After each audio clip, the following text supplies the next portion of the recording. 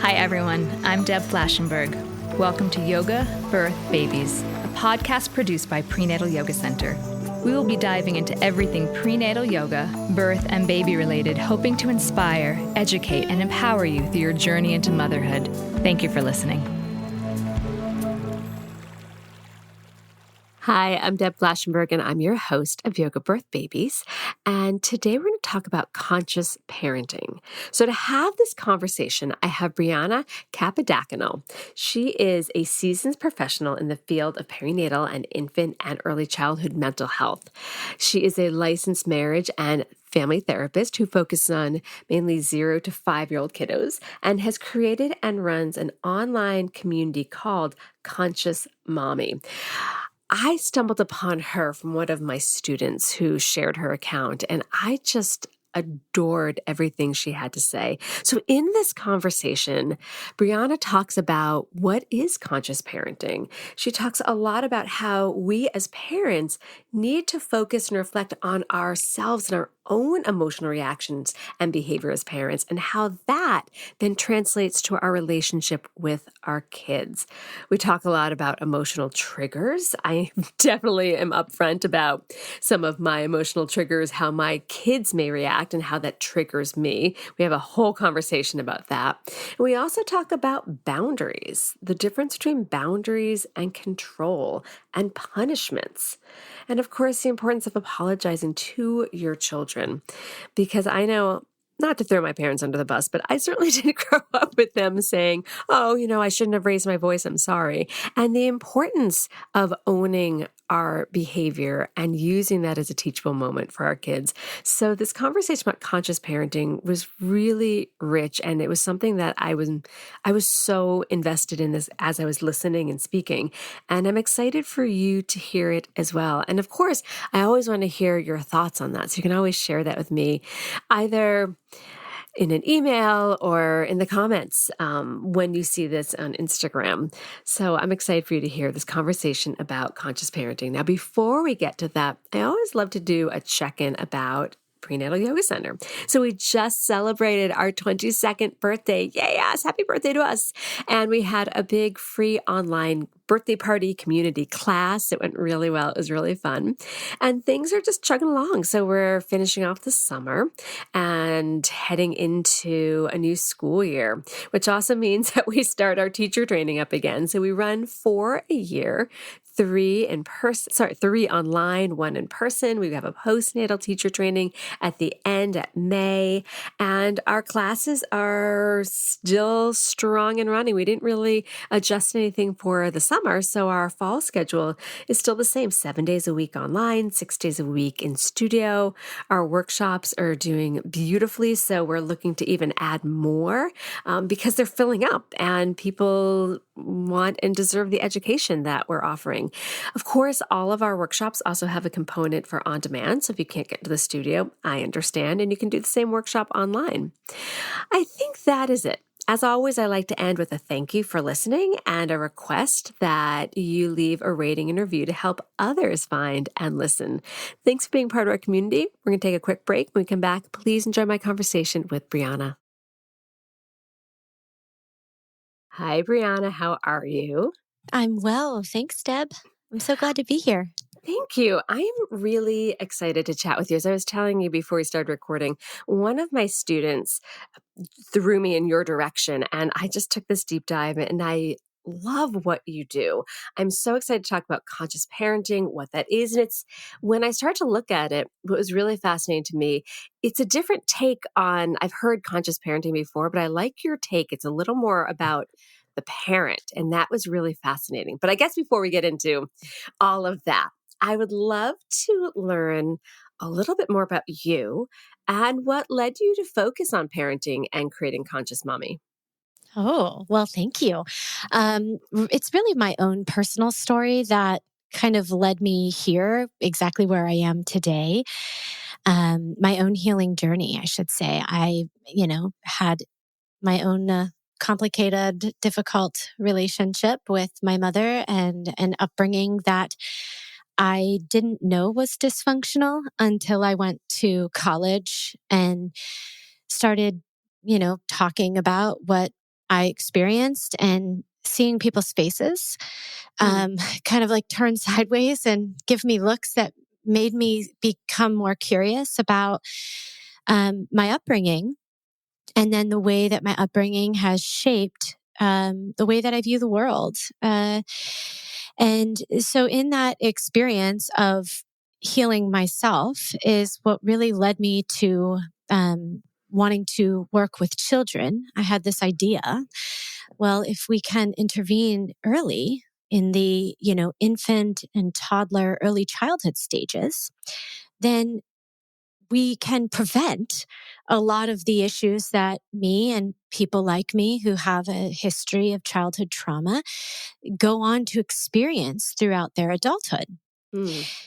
And then, as I'm working with the children, and I had experience working with children, like as a nanny, and I was a musical theater, camp coach. Like I love kids.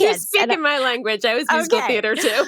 Okay. So I love kids. I love play. I'm like, oh, this is so fabulous. But then what I realized was, it's like sending them back into the lion's den if we are not actively engaging parents. So it was then through this discovery that every child, this is something Alicia Lieberman says, every child in therapy brings a traumatized parent.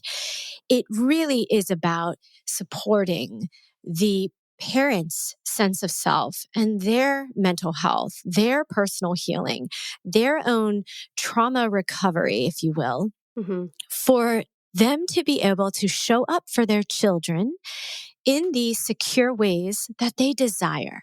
Practically every parent I meet wants to be a cycle breaker or identifies as a cycle breaker. They say things like, my parent hit me and I don't want to continue that. Or my parent screamed at me and it scared me.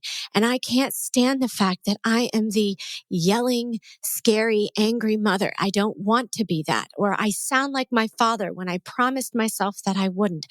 And I don't want to be like that. So the majority of families that I work with really see themselves and see their role in parenting as both showing up for this child, but this call to correcting what they experienced in their youth and not passing it down. And so it was all of these personal and professional experiences over the course of the last 13 or so years that have just kind of led me to this idea, this mindset, this belief, I have a strong belief that when parents parent themselves first, they can then transform the way that they parent the child in front of them. Yeah. Oh my gosh, that really, really resonates with me. One thing at the end of our postnatal classes, because we have baby and me and we have postnatal, I really focus the postnatal more about the parent. And I always talk about that when they can show up for themselves and honor their needs, they'll actually have more to give to those that need them instead of just depleting themselves and creating resentment and running on empty. Really like honoring who they are as a person and taking care of themselves. And it sounds a lot like what you're saying. Like if the parent can see what their trauma is, they may not be then passing it on to their child. Right. And, I use trauma both in like the clinical sense. Some of us are Right. going to have, pretty serious traumas, but then also in that, the sense of I experienced micro experiences, but over the multiple opportunities, let's say, that really, wounded my sense of self, my confidence, my belief in myself, my trust in myself, my trust in others. So I don't want anybody to be like turned off and think that this conversation is only for people who have experienced severe trauma. This conversation is for anybody who is a parent and anybody who shows up in parenting with their whole heart, but realizes that they have room for growth and they have things in their life that they want to heal so that they can nurture the uniqueness of their beautiful children. That's who this conversation really is for. I don't know a single person that could not relate to that because Yeah. everyone, I think, like, as you said that, and I'll be open, like, have I yelled at my kids before? I have. Hmm. Not, and I'm not proud of that, but like, I find myself, I'll say something, I'll say it again, I'll say it again, and then I get frustrated and raise my voice. And it's Hmm. not like screaming at the top of my voice, but it's Hmm. still, it's a raised voice. Right. And I know that as I hear you say that, I'm like, I know that's affecting my kids and I need to deal with that. And I think it's relatable to many people. So we don't have to have like a huge monster on our back to Right. realize that we can better ourselves to be a better parent and then show up for our kids in a different way. Yeah. And you know what I think is helpful too? Sometimes the lens, it's affecting my kids. And so I have to change it. Sometimes that lens puts too much pressure and shame. We can come at it from it like a different way in, right? Hmm. What if our healing and our growth isn't because it affects the kids, but because it ultimately impacts us? Yeah. and Yeah. and that change within us, that like I know I don't feel good when I yell at my kids, and then I have to like put my tail between my legs and Yeah. go and apologize, which is certainly not something that my parents ever did, nor No. do they continue. Like, it's something that just literally does not exist. So like I had to then, kind of humble myself. But so I really feel like it's so helpful for us as parents to just adopt that beautiful voice of compassion and grace. Like, there's a reason why we're yelling. Like, we don't like it when we don't feel heard, and we don't like having to repeat ourselves so much. And we probably have too much on our plate. We're probably trying to balance 100 million things at one time and get out the door in one piece in 45 minutes. Oh, So so you know my life. You've seen it, correct, right? correct. I live it. I live it. So I feel like that's so important, that is what leads it's what drives our desire to grow and change, not just because it's good for the kids, but because it is good for us as well. Yes. Oh my gosh. Okay. So I'm going to pull us into describing conscious parenting because, as I mentioned, I feel like I've seen that just, in online and just that wording, but I feel like, again, your approach is a little different. So I feel like you started to describe it as Mhm. parenting the parent, but is there Mhm. anything you want to go deeper in how you would describe your approach to conscious parenting? Sure. My approach to conscious parenting is about building self reflection skills in Mm. parents and self awareness skills. It's really based off of some of Peter Fonagy's research on something called reflective functioning. So, in the infant mental health world, we talk so much about child parent relationships, and what really strengthens a child parent relationship is the parent's ability to be inside the child's mind. So a parent who can accurately attune to what is happening inside like, what is this child thinking about? What are they feeling? What is the motivation for their behavior? Not just the surface of like Hmm. my child's acting out, but what is driving it underneath? Is it a drive for connection, for safety? Are they hungry? Are they tired? Do they just need more power? Do they need more autonomy? Am I like breathing down their back too much? Like, what is my child actually needing? So that's called reflective functioning, the ability to be inside the child's mind. And what I was finding in my work as doing reflective parenting with parents was they were so stuck with just being trying to hop into the child's mind, and it would like transport them. Like, if I would ask them to be curious about what's happening inside the child, it was almost like they were immediately transported to their own childhood, Mm. and they would start reflecting on, well, my mom would say this to me, or my mom would do that to me, and I would be feeling XYZ. They would relate to what's happening in their child's mind by talking about their inner child.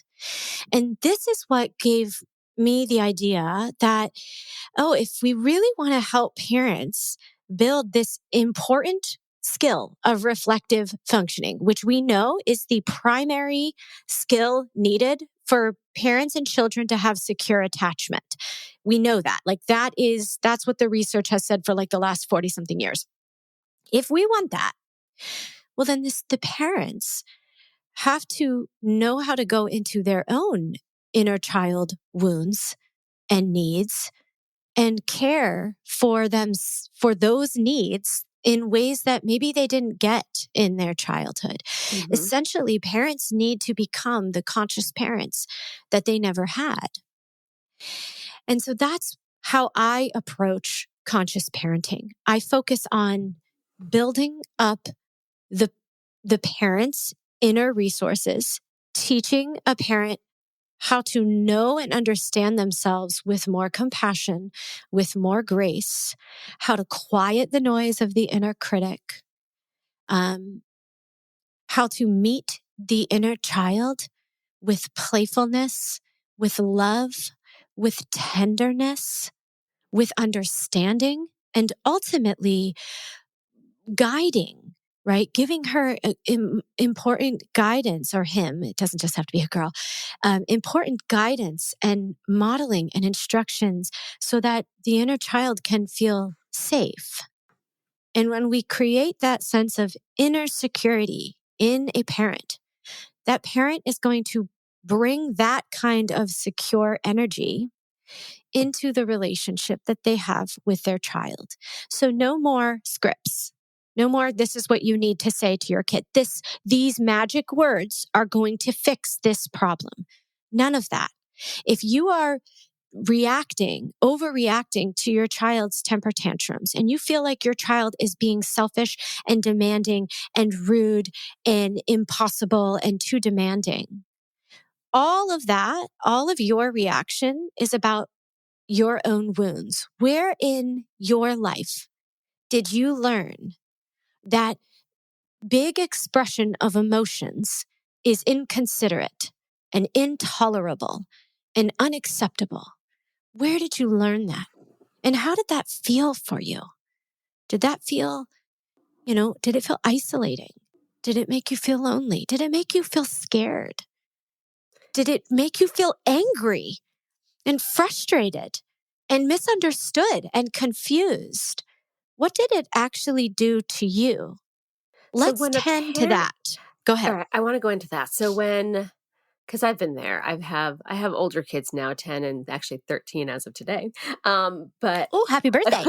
Thank you. He was funny. He's like, "Why are you getting happy birthday?" I'm like, "Because I birthed you on this day." But anyway, so I'm thinking though about when they were toddlers, and even now, there's lots of big emotions, and I absolutely get triggered. And it's interesting to hear you say like, it's not just the child's emotion. It's like, why am I reacting to this? But how, or are there tactics to managing the triggers? Because I absolutely get triggered. Mm-hmm. And I'm sure, and it's different triggers, like between toddlerhood and older kids. What are some tactics to manage these emotions as a parent when you're getting triggered from the child's reaction? Yeah, I mean, that's exactly what we're talking about. The tactics is building self-reflection. But what about in the skills. moment? Like literally in the moment. My child's, I don't know, yelling back at me or not listening about you don't something. engage. You don't engage. You pause. You take a breath. You get down to your child's eye level, and you're curious, right? You acknowledge what's happening inside for you. I'm feeling triggered. Am I too hot? If I'm too hot, I'm not going to engage with my child at all. I'm going to call a timeout. I'm going to take a break, right? But if I'm not too hot, if I can separate, I have my own trigger coming up here. I'm going to go talk about that with a friend later. And in the moment, my child is needing something. My child is trying to communicate something to me. What on earth could they be trying to communicate? So instead of being like a drill sergeant or a commander, I'm being a detective. I want to be curious about what's happening inside for the child. But see, this is why conscious parenting really does diverge, because parents want the tactics. They want to be told what to do. And I know we want it. Trust me, I'm a parent too. Like I get it. We want the tactics. It gives us a sense of control. It makes us feel like we're doing good enough. We can handle this. And I might suggest that doubt, that's the wound. doubting ourselves, questioning ourselves. Like that is the wound, and that is learned. We learn to doubt ourselves. We learn to question ourselves.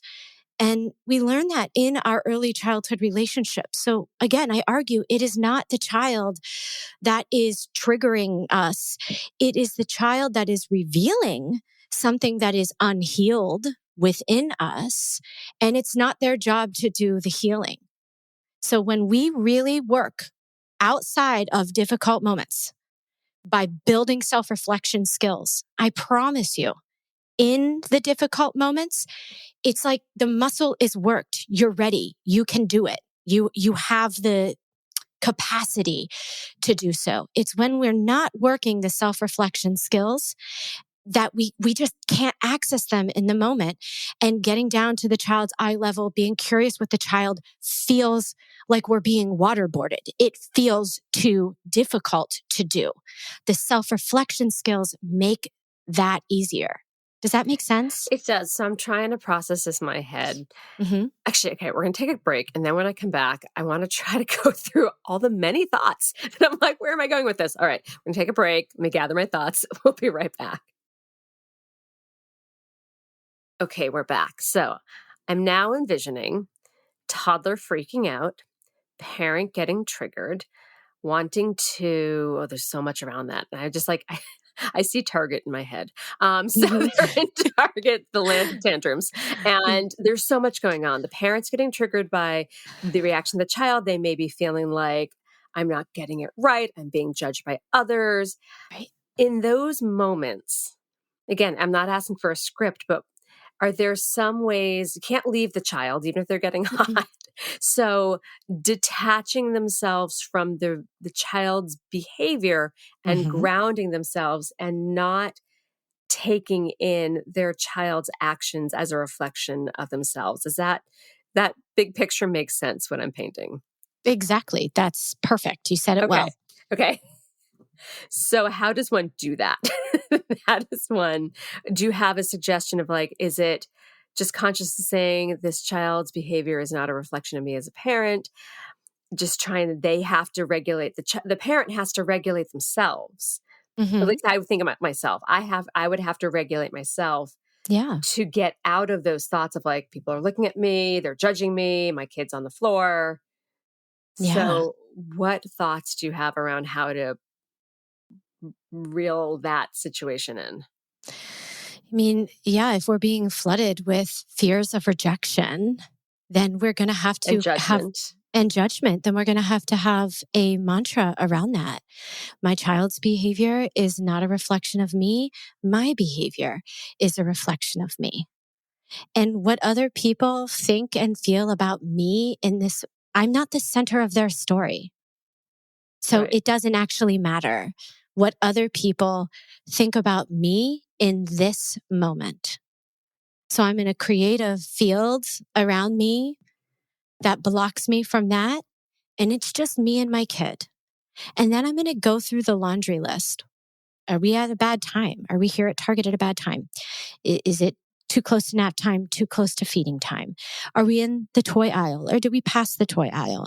Did I make a plan with this child on what we're doing here and what this kiddo, can have? Do we create some kind of plan so the child knows exactly what to expect? If not, can we try a little planning? Would that help this child? Do we just need to swoop and go, right? Is the child in a completely, we're not coming back from this, we got to get out of here. If that's okay, that's fine, right? If that's happening, that's fine. Just go and come back another time. But that is not usually the case. Usually what the case is that the child is starting to melt down and we are feeling the pressure. And then we start putting more pressure on the child and the child starts putting more pressure back at us. And then pretty soon we're just like a pressure cooker that's exploded. And it can all be prevented completely if we really just take the time to slow down, be in the present moment. If you have to, do your 5 senses. What do I see? What do I hear? What can I taste? What can I smell? What can I touch? Get present, get into the moment with your child and And, honestly, that itself is a practice, as you know. I mean, Mhm. you're a yoga enthusiast, so you know that getting into the present moment is something that you don't just like decide to do on a whim. Mhm. It's something that you actively need to cultivate. That's what I want people to understand about conscious parenting. It's a lifestyle. It's a mindset. It's not like a series of techniques that you do that have this guaranteed outcome. It is a commitment to being in the present moment, to being self aware, to noticing what's going on. And again, recognizing, am I too hot to be effective? If you're too hot or even too cold, am I checking out? Am I shut down? If we're on either end of dysregulation, we are not going to be effective. So the first step is going to always be get into your own body, ground yourself, be mindful of what's happening inside, bring yourself to this present moment, acknowledge with compassion, wow, this is really hard. I don't like all this judgment. This judgment feels really scary. I don't like the fact that my kid is flipping out. He's having a hard time. I'm having a hard time. Acknowledging these things, that can help. Dan Siegel, he said, name it to tame it. If we can name what's happening, the body's threat and alarm system can just relax a little. Mhm. It doesn't have to be so on because there isn't actually a real threat, right? That's essentially what a trigger is. It's the body sensing that there is some kind of threat. And so it starts reacting however it has learned to survive. It will react that way. So our communication and working with the body helps the body understand nothing's under siege. No one's under siege. We're okay. I'm here. I'm here with my child. We're going to figure this out together. It doesn't matter what happened last week. It doesn't matter what's going to happen today, later on today or tomorrow or next week. We're not going to get into that mindset of, oh, is this going to be what it's like every single time I come to Target now? None of that. We're staying in the moment. That's really, I think, the key for parents to understand. No, that speaks a lot to me, especially my son has ADHD, so I've worked a lot with like grounding, dysregulating, like regulating when he's dysregulated. And you said something now a few times, and I'm curious if the reasoning is what's aligning with me. You're talking about the getting hot. Is that about the vagus nerve? Because I know that at his school he's at a special school that when anyone gets dysregulated, they actually have cold water that they drink through a straw to help regulate them. Is that Mm-hmm. the same idea? Oh yeah. I Mhm. mean, definitely. I mean, think about it. Like when you're angry, most of us our palms will sweat or maybe we'll get glistening and our body will grow. We'll go up on our toes. We'll lock out our knees or we'll put ourselves into a position where we are ready to fight or we're ready to run away. Like our bodies do heat up. The vagus Right. nerve does communicate to the body, hey, we're under siege. We're under threat. So, I mean, I like that idea for kids. Drink water through a straw. That's really interesting and can be very helpful. And maybe adults can do that too, right? It Yeah. ultimately like finding your thing that allows you to get calm in your body in those hot or cold moments. And the colds are, when we're essentially like icing someone out. We're shutting down. We're frozen in the moment. We're stuck. We don't know what to say. We can't make any moves. Both of them these are both representations of the nervous system Right. when it is stressed out. Either it's, pedal to the metal or foot on the brake. Right. No, that makes a lot of sense. Okay, I want to talk a little bit about boundaries and control because I feel like boundaries need to be happening because I feel like we Mm-hmm. can't just let them run all over, but boundaries and control are different, but sometimes show up the same, I think. So will you talk about the difference between boundaries and control? And can you talk about why we should still set boundaries instead of having punishments? Mm-hmm. So when we are controlling children, we're using things like threats, punishments, um, conditional love as a way to control the child's behavior and get the child to be obedient to whatever it is that we're asking them to do. It is their obedience and their compliance that is more important. And that's what we're seeking. Now, the problem with being controlling of children is it communicates that I don't trust you. I don't trust that you're capable. I don't believe in you. And ultimately, your opinions, your ideas, your sovereignty and autonomy is not seen, honored, or acknowledged here. And when children receive that message enough, it's the consistent message in the home. They interpret that as I am not loved, not appreciated. And they may then conclude it's because I'm not lovable. It's because I'm not enough. It's because I'm a bad kid. It's because I don't belong. It's because nobody wants me. It's maybe I'm better off dead, right? And so when children are making those conclusions, oftentimes, so I call those inner child wounds. Those inner child wounds then follow us into adulthood, and they become the driving force, the driving unconscious force behind all of our relationships. And that's the insidious nature of being a controlling parent. Whereas I see boundaries as an opportunity to communicate to children what works, what doesn't work, what you're okay with, what you're not okay with. It also teaches children how to be in relationship with us and how to be in relationship with each other. Ultimately, boundaries have this beautiful opportunity to be collaborative and supportive of the child's development, whereas just seeking control is really about the parent and about the parent's need, really, to be in control and their lack of belief that a child has real competence and capability for their own life. And so what I recommend is, when we're setting boundaries, it really depends on the age, right? With the little ones, the boundaries are going to be very, very simple. They're hitting, they're kicking. Honey, I cannot let you do that. Show me another way. Or here are two choices. You can do X or you can do Y. Or, my love, looks like your body is out of control. We need to take a space break. Let's go. And you pick your kid up and you go take a little break together. This does not have to be as sensationalized. This does not have to be a sensationalized topic, time out or time in or taking space.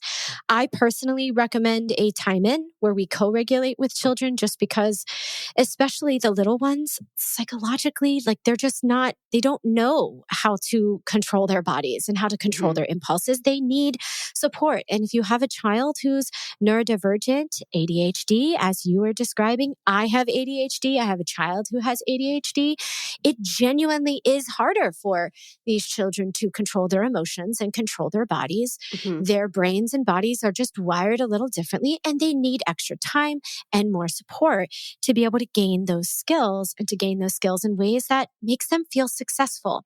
So the goal with boundaries with our children is to promote their development and support their success, while also being clear with them that there is a line in the sand.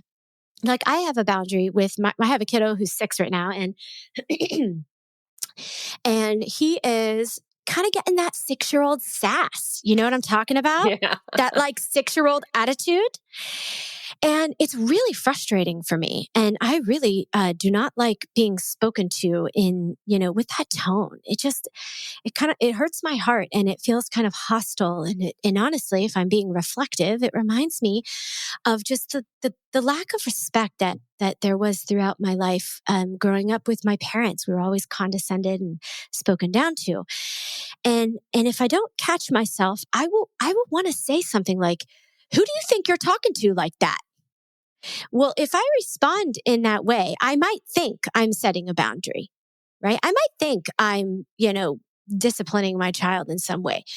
Who do you think you're speaking to like that? Don't you be taking that kind of tone with me. I'm not actually setting a boundary because I'm really focusing on trying to control my child's behavior. It's going to be a lot more effective if I actually speak from the heart. Hey, love, I don't like the way that you're speaking to me. That tone doesn't work. I hear that you need something. Can you try again? Tell me what it is that you need. And I can hop into curiosity and not demonize my child, but also be clear. There is a line in the sand. I'm going to communicate in a respectful way with you. And I do expect that you communicate in a respectful way toward me as well. And at the same time, I want parents to understand this about boundaries. There's something that we're going to be growing and evolving over time with our children. And our children will eventually learn them and they will eventually integrate them. But you're probably going to have to be repeating your limits. And, you're going to have to be guiding on the same behaviors thousands and thousands of times, not because what you're doing isn't working, but because that's the learning process. Mm-hmm. Simple as that. It just takes time to learn these things. So okay, let me back this up. So time ins, I totally love that because I do think it's about not just shunning the child and be like, go in the corner, you're bad. Like, it just makes me think of like a kid with like dunce hat on. That's not going to help them and that's going to shame them. Right. So yes. I like the time in because it's really reflective and you can have like, as they get older, well, why did you do this? So I like that. What punishments I'm trying to, so we've had like, we try to set some boundaries on watching on screen time. I feel like this is a very generational thing. Like I know. Screen time. Everyone I talk to is like screen time. And we've had where the boundaries get crossed. We talk about it again, boundaries are crossed. So we took the iPads away and that was a punishment. So what are your thoughts on taking responsibility for their actions? Feel like we had a conversation, we went over it, these are how our house works. And right now, you're not going to have the iPad because we need to reflect on why you kept going past those boundaries. So I'm curious how one deals with consequences. Yeah. I mean, I would be curious about why the child is going past the boundaries. Do they feel like they're too restrictive? Do they feel like they can actually navigate screen time a little bit more independently? And if so, have they been able to demonstrate that they can regulate their screen use, make sure that they're getting enough physical activity? They have demonstrated they cannot. Correct.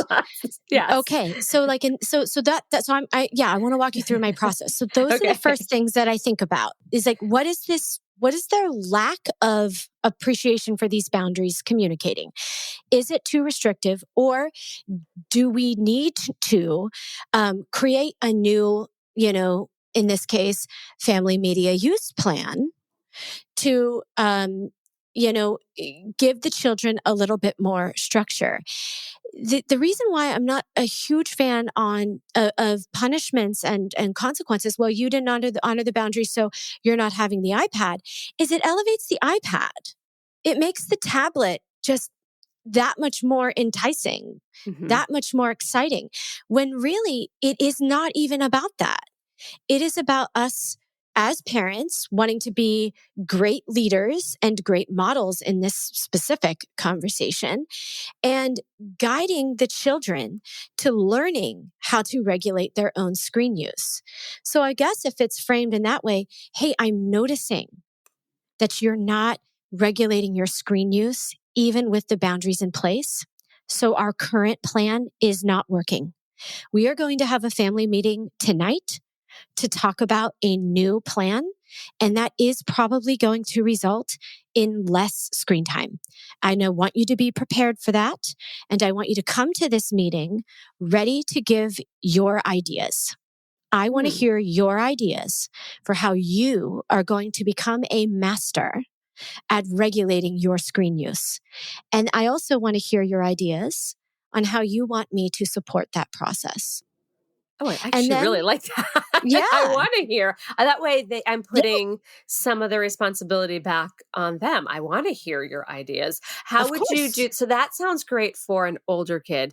How Mhm. would you do that with a younger child? Because they may not be able to articulate their ideas.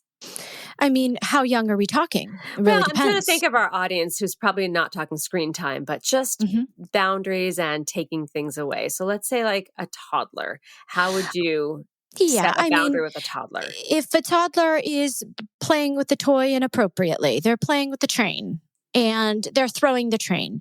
My love bug, we do not throw the train, honey. This is how we play with it. And then I model and I show. And then I say, show me, honey, how do we play with it? And if the toddler shows me that they can play with it well, I give them all that beautiful, affection and, oh my gosh, yay, that's exactly how we do it. Yay, yay, yay. And if they pick it up and they throw it, I say, okay, my love, it looks like your body's not being safe with this. I'm going to put it up high for just, for the rest of the day or for a little bit. Here's some softer toys to play with. And when you think you're ready to try again and you're ready to practice playing safely, then I'll be happy to bring it down and we can try again. But the emphasis with toddlers is there has to be opportunity for practice and for learning. And sometimes we do have to redirect to something else, or we have to remove the thing that they're playing inappropriately with, or be really, do a lot of like hand over hand guidance and Hmm. instruction until they get it. But again, you can't play with this. I'm getting rid of it. Or, you've lost ice cream for the day, or like something completely arbitrary. It just doesn't change behavior, period. It won't change the behavior. It doesn't teach the skills. And so the children are only going to resent you, and they're going to feel like you are just controlling them arbitrarily. They're not going to be like, oh, this is in my best interest. I should learn better how to play with this toy, or I should learn better not to hit my sibling, or they're not going to make those conclusions. They're going to conclude, I'm a bad kid. I'm an F up. I'm a mess up. And every time I mess up, my parent takes something away from me, which makes me feel more shame, which makes me feel even worse. And that just must mean because I'm a bad kid. And how do I know Yeah. that? Like, how do I know that children make those conclusions? Because I work exclusively with birth to 5. I have 3-year-olds throwing themselves, or throwing the representation of themselves. I'm this dinosaur, they'll say, and dinosaur has to go in the trash. It's a bad dinosaur. 3-year-olds throwing themselves in the trash. I'm bad. I'm no good. Nobody wants me. I see it in my office. I've seen it for 13 years. These are not necessarily rational conclusions, but like we're also not dealing with a rational stage of development. We're dealing with an emotional stage of development. So that's what I want us to remember as parents. Work with the emotion, teach the proper behavior, stay patient. Your child's not some evil mastermind. They are a sweet, loving, beautiful, kind, wonderful soul. They are totally capable. It is absolutely frustrating and infuriating to have to teach the exact same thing over and over and over again. And I know that you want to say, I've already told you this 1,000 times today. I know that. I've lived that. I get that. And that 1,001 time, that might be the time that your kid finally gets it. And I promise they will eventually get it. So we just have to trust that process. This has been so helpful. I'm so like I'm drinking the Kool-Aid. I'm going to reflect on my no, really, I'm going to reflect on my own triggers and my own why am I getting triggered? Because I think that's the kind of where we come back to. And then really, I'm so attached to the idea of you said getting the child involved in part of the boundary setting. Like, so Mhm. what are your ideas? Wow, I'm like jazzed up about this. Oh, good. I'm so glad. I love it. So we're going to take one more break. And when we come back, what is one final tip or piece of advice you'd like to offer new and expectant parents? We will be right back. We're back. So I'm really excited to hear your thoughts on this because you are a mother, you are a therapist that works with families and kids. So I'm really curious. What is your one final tip or piece of advice you'd like to offer new and expectant parents? I think the best thing that I can tell new and expecting parents to do is um, find your supportive people, invest in them, be open to their help and their investment in you. And gosh, there's so many things. It's hard to choose just one. I think that new and expecting parents are far too hard on themselves and expect perfection when perfection is never necessary. If you can focus on showing up as authentically as you can, and you create an environment where you are allowed to be fully human, you will invite your child to also be fully human. And there's something really beautiful about being present to the humanness that is in all of us. And I think that, I know that something D.W. Winnicott said about the good enough mother. He said, we need to be imperfect so that our children can know what it is like or can know how to exist in an imperfect world. Oh, I like that. And that's what I would say to new parents. Yeah. Oh, wow. We could have gotten into a whole conversation about perfectionism. But we'll have to save that for another time. Yes. Where can people find your work? Well, the best place to find me is at consciousmommy.com. I'm on Instagram and Facebook and TikTok as well. I have a book coming out in January called Parent Yourself First. And I would just love to continue to connect with folks. You can join my online community and continue to learn and grow your skills and heal and connect more with your children. Bryana, I've really enjoyed our conversation. And I just also want to appreciate how open you are and just the vulnerability that you show and how it's going to help people connect with you and then connect with themselves and then really show up for their kids. So thank you for just putting yourself out there. Thank you so much. This has been an episode of Yoga Birth Babies, produced by Prenatal Yoga Center. You can catch us on Facebook, Twitter, Instagram, and Periscope. I'm Deb Flaschenberg. Thanks for listening.